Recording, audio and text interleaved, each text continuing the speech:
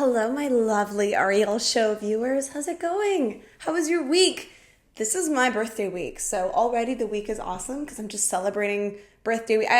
We celebrate birthday months around here, and if I can get away with it, I will celebrate a birthday year, which is every single year of my life. Yours too. You can steal this trick.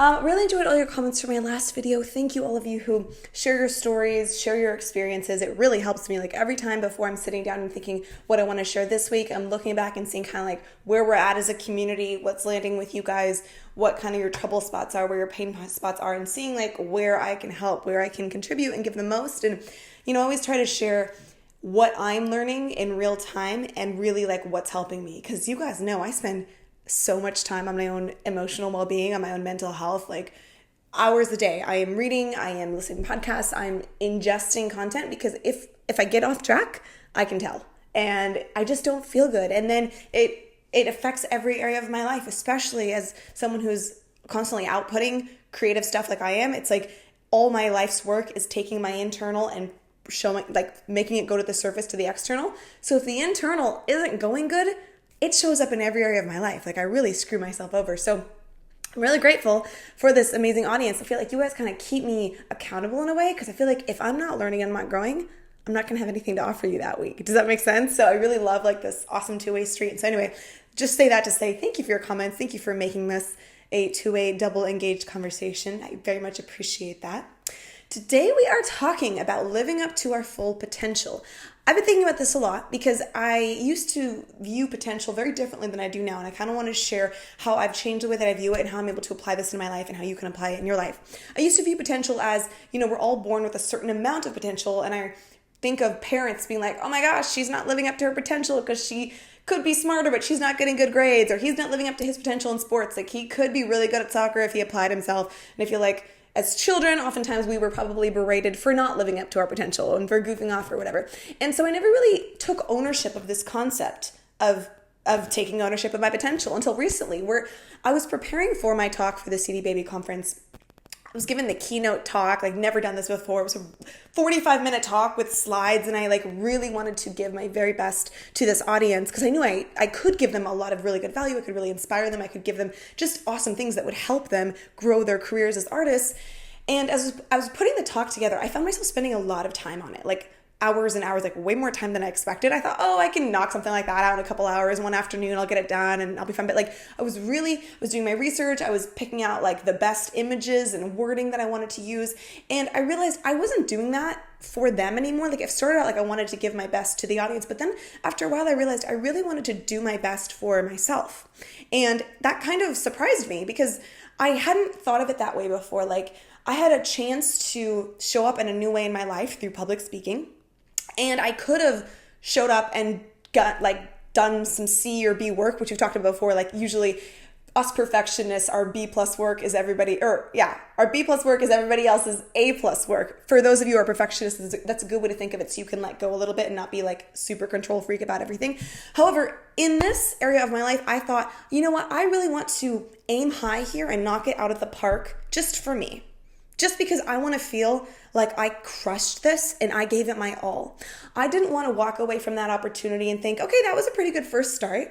And next time I'm really going to give it my all and then I'll really show up. I was like, no, I want to give myself the gift of showing up all the way.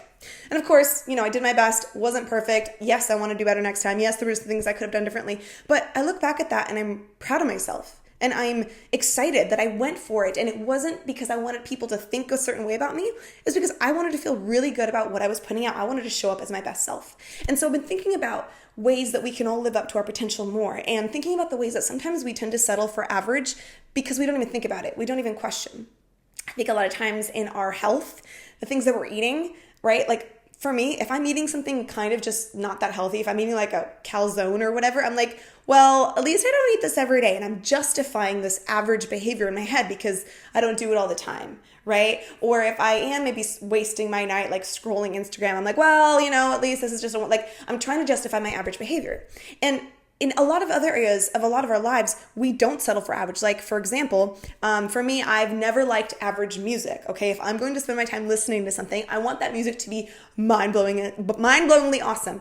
And I think about self-expression, like how much I've loved putting time and attention and detail into the way that I express myself in the world, through the outfits I put together for stage, even like my hair, like all that. Like, try to show up and really put myself into all that. And that's an area where I've tried to never settle for average. I don't want to walk down the street and look average. I want to be like my own league, doing my own thing, right? And I know so many of you can relate to that too. And yet there are other areas in my life that I am settling for average, and I'm justifying it. And I'm like, this is so not okay. So whether that for you could be something like fitness, or maybe it is like traditionally like you're in school right now and you're not pushing yourself because you know that you could just settle for B's and you don't really want to try that hard. Okay, own that if you don't want to put the time in, you don't want to put the time in, but maybe you don't even need to do it because you have to. Maybe you just want to do it for you, just to see what would happen if you show up a little bit more and push the boundaries. Or any creative project in your life, or even like at your work, you could turn it into like this fun little thing for yourself where you're like, what would it look like if I showed up and gave my absolute best today, even though it won't get me a raise, even though no one will notice, I'm just gonna show up in my fullness. And then one last thing that I think all of us could work on not settling for average in our lives is our happiness levels. Why would I ever compare, okay, I'm about as happy as everybody else and stop there? That sounds like just we're shooting ourselves in the foot before we even begin. I want to be exponentially more happy than everyone else. And I think I kind of already am, and I used to be exponentially less happy than everyone else. We've talked about this, and I know so many of you, that's been your stories too. You have felt like the outcast. You have felt like there's something wrong with you. You have felt like life is just more challenging for you. I actually shared this in my talk. Those of us who had a little bit more challenging setbacks, maybe at different parts of their life, whether internal or external, we were forced to deal with that, and that often puts us further ahead than we would have been if we hadn't had those obstacles to begin with, which is really powerful. And so I want to challenge you, if you're just settling for average levels of joy or security or like even finances or your relationships or like your family life, all the stuff, all the areas that matter to you, is there one area that you're kind of justifying and that you're not reaching your full potential? And I want your motivation for reaching your full potential to be for you, because you want to see what happens when you do. Because potential isn't preset. Nobody knows. Nobody's got like a scale of 1 to 100 and you can measure and like, I'm on 85 out of 100. Nobody knows. It's just a concept in our heads, right? And so I'm quite certain that as we aim as high as we can and what we believe we're capable of, the potential level grows, and next time we're able to go more and go further. And just do it for you. Just do it if you want to, because it sparks excitement in you. And I just think there's something really compelling and really exciting about not doing things the way that everybody else is, and kind of us carving out our own little space in the world where we're doing things our way, we're showing up as ourselves, and we're giving it our best. And I think doing that in multiple areas of your life for multiple days and weeks at a time, that's how you craft a really extraordinary life. Extraordinary. Like, you have to bring extra to the ordinary in order to make it extraordinary. That's how you do that. And so don't settle for average in any area of your life. And that's what I want to know. Leave me a comment what area you think you've been settling for average. And I'm going to be examining this in my own life as well. And I'm not going to tolerate it, because I do not have time to be wasting my life being average. And I'm not saying that to say that like I think I'm better than anyone else. None of us think we're better than anyone else. I know that we all have the same amount of worth and value to give to the world. But that's the point. I want to tease out all of that worth and value that I can contribute to the world. I don't want to leave any of that behind. I don't want to play small in any area. And I hope that you feel the same way. So I hope this was a good little pep talk for you. This has really been on my mind, and I was excited to get to share it with you today.